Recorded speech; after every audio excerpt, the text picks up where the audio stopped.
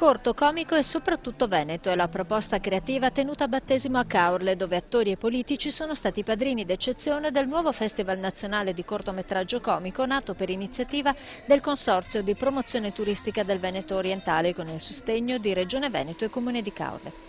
Corto Comico in Veneto è un festival aperto a chiunque voglia cimentarsi con il genere, sempre più apprezzato del cortometraggio e nello stesso tempo voglia fare di questa particolare forma d'arte un'originale testimonianza d'amore per il Veneto.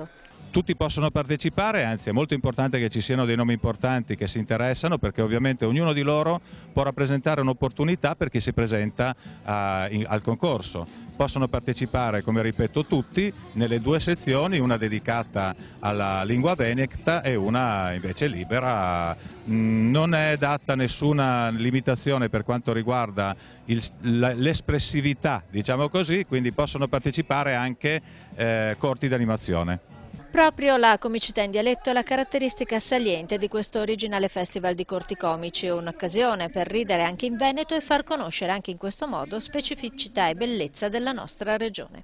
Questa è una prerogativa che abbiamo voluto con molta determinazione, perché riteniamo che l'identità, la lingua veneta, così come altre regioni, hanno fatto la fortuna anche turistica del Veneto, delle regioni. Io penso ai Cesaroni che nel Lazio stanno facendo fortuna con la lingua e con il dialetto romano, ma penso anche a Montalbano con la lingua siciliana che ha portato grande fortuna a quella Sicilia. Penso che l'identità insieme al turismo possa essere un binomio importante. I corti, della durata massima di 12 minuti, di carattere comico o brillante, saranno giudicati da una giuria e premiati nel corso della finalissima della prima edizione di Corto Comico in Veneto, in programma a Caorle dal 30 aprile al 2 maggio.